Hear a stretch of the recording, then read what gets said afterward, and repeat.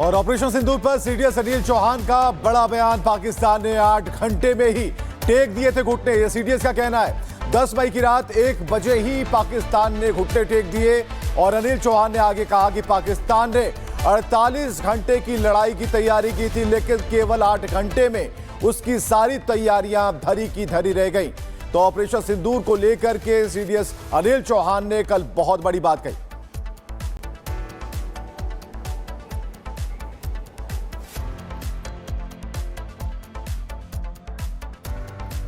Although lost by Pakistan on 10th of May at about 1 a.m., its aim was to get down India to its knees in 48 hours.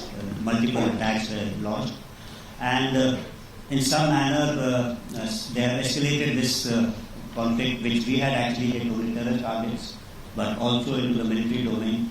From their perspective, it would have been rational in the sense they would have said that you use military means to hit these targets. But it was also rational on their part. Operation which they thought will continue for 48 hours, folded up in about 8 hours.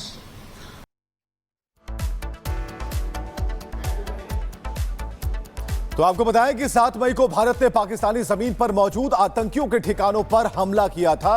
ये कौन कौन से इलाके थे वो भी हम आपको लगातार बता रहे हैं। ये मरकज का इलाका था, सुभान अल्लाह था, भावलपुर जैश ए मोहम्मद का गढ़, और इसके अलावा मरकज तैयबा मुरीद के लश्कर तैयबा का इलाका था, और इसके अलावा सरजल तेहरा कलां जैश ए मोहम्मद यहां अपना कैंप चला रहा था।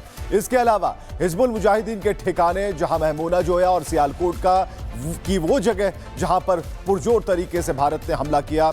लश्कर तैयबा के बारे में सूचना जहां मरकज अहले हदीस बरनाला में है, यहां भी टारगेट करके इसे ध्वस्त कर दिया गया।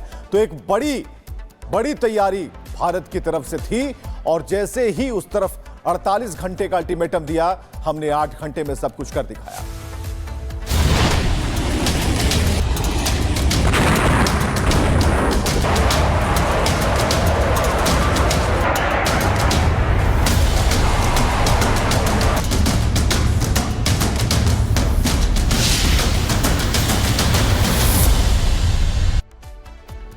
ऑपरेशन सिंदूर के बाद वायुसेना का पहला युद्धाभ्यास गुजरात में होने वाला है। पाकिस्तानी सीमा के पास यह युद्धाभ्यास होगा। आज दोपहर 3 बजे से रात 9 बजे के बीच यह एक्सरसाइज होगी। और युद्धाभ्यास को लेकर नोटम जारी कर दिया गया है, यानी कि एक बार फिर भारत ये ताकत दिखाएगा। हालांकि ये प्रैक्टिस कहा जा रहा है, लेकिन अभ्यास के दौरान कुछ भी हो सकता है। भारत ने पहले भी इसे कर दिखाया है, यानी हम तैयार हैं और हमारी तैयारी पूरी है, ये बताने के लिए हमारे सेना के जवान मुस्तैद हैं अपने एयरक्राफ्ट को लेकर। तो ये अभ्यास बहुत संदेश देगा, बहुत कुछ बताएगा पूरी दुनिया को। गुरसिमरन हमारे साथ लाइव जुड़े हुए हैं। एक बार फिर से पाकिस्तान की धड़कनें बढ़ गई होंगी गुरसिमरन। देखिए, स्वाभाविक तौर पर जब गुजरात से सटे भारत पाकिस्तान अंतर्राष्ट्रीय सीमा के पास जो है नोटम जारी किया गया, तब से ही कहीं पाकिस्तान को चिंता जो है वो सताने लगी होगी, क्योंकि भारतीय वायुसेना की तरफ से एक बड़ा युद्धाभ्यास जो है 5.5 घंटे आज दोपहर 3:30 बजे से लेकर देर रात 9 बजे तक किया जाएगा। ये राजकोट से सटे इलाके हैं। हालांकि सरहद से अगर दूरी की बात की जाए तो हवा में दूरी 100 किलोमीटर है, लेकिन पाकिस्तान ये जानता है कि 100 किलोमीटर नहीं 300 किलोमीटर तक की दूरी भी भारत के लिए कोई मायने नहीं रखती। समय जो है वो पाकिस्तान को चाहिए, भारत को नहीं। तो उसके लिए युद्धाभ्यास जो है वो भारत की तरफ से किया जा रहा है। सेनाओं में किस तरह से एक जो है समीकरण बने और समन्वय के साथ किसी ऑपरेशन को अंजाम दिया जाए, उसके लिए भारत के मॉक ड्रिल से डरने वाला पाकिस्तान, उसके लिए बहुत बड़ी बात होगी। जैसा कि गुरसिमरन बता पा रहे थे, एक छोटी सी रिपोर्ट हम आप दिखाने जा रहे हैं कि देखिए तैयारियां कैसी हैं, और जो आज जो होगा उससे पाकिस्तान कांप उठेगा।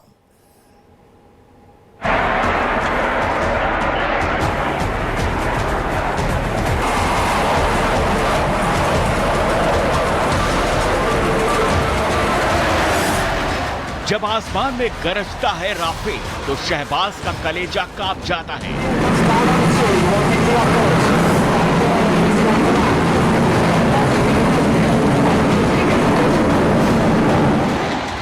जब सुखोई की रफ्तार कहर मचाती है, तो मुनीर बिल में दुबक जाता है।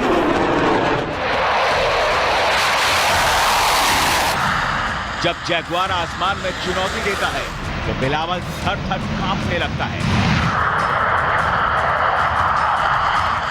मिराज की जब गर्जना आसमान में होती है, तो पाकिस्तान का हर शख्स जान के रहम की भीख मांगने लगता है।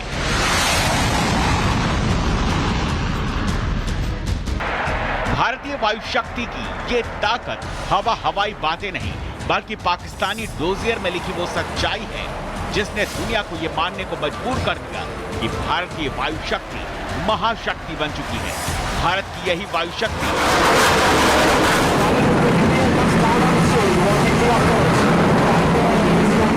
अपने पूरे दमखम के साथ एक बार फिर आसमान में शौर्य, साहस, पराक्रम की गर्जना करने वाली है।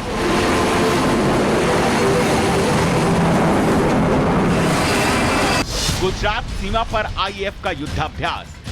आसमान में गरजेंगे भारतीय वायुवीर। जारी कर दिया गया है नो टैम। दोपहर 3:30 बजे से रात 9 बजे तक का जारी हुआ है नो टैम। वायुसेना की इस एक्सरसाइज में भारतीय वायुसेना के लगभग सभी फ्रंटियर फाइटर जेट हिस्सा लेंगे। राफेल गरजेगा, सुखोई आसमान में हनक दिखाएगा, मिराज के घातक मिजाज को दुनिया देखेगी और जगुआर की प्रलयंकारी धार से शत्रु कांप जाएगा। भारतीय वायु शक्ति ने बता दिया, घर में बैठे बैठे अब वो सुई की नोक को भी निशाना बना सकते हैं। ऐसे में हर हिमाकत का करारा जवाब दिया जाएगा।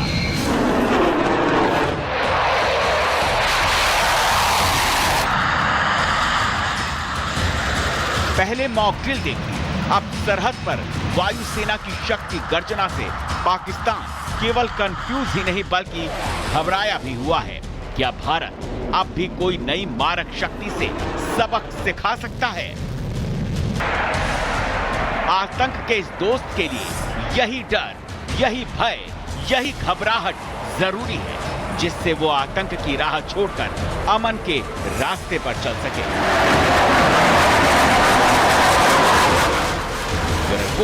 रिपब्लिक भारत।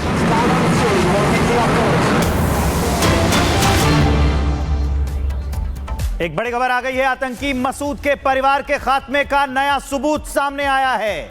ऑपरेशन सिंदूर के बाद बहावलपुर में 21 नए कब्र भारत के हमले में मसूद के परिवार के लोग मारे गए थे। बहावलपुर में 21 नए कब्र मिले हैं। यह सबूत है, तस्वीरें हम आपको दिखा रहे हैं। यह प्रमाण है कि कैसे हमने आतंकी ठिकानों के साथ साथ आतंकियों को मारा है, उन सपोलों को मारा है जो आतंकवाद को बढ़ावा देते हैं। हम उनको मार के उनके कब्र में दफना आए हैं और उसी की तस्वीरें हम आपको दिखा रहे हैं। 1 2 3 4 5 नहीं, पूरे के पूरे 10 कब्र हम आपको दिखा रहे हैं। तस्वीरें ये हैं, 21 कब्र नए हैं जिसकी तस्वीर सामने आई है। बहावलपुर में 21 नए कब्र। यह प्रमाण है कि हमने कैसे आतंकी मसूद अजहर का पूरा कुनबा साफ कर दिया है, पूरा खानदान मटिया मेट हो गया है। तस्वीर हम आपको एक और दिखा देते हैं कि जब उसका जनाजा निकला था तो कैसे पाकिस्तान की आर्मी इन आतंकियों के जनाजे में शामिल हुई थी, उसकी तस्वीर हम आपको दिखा रहे हैं।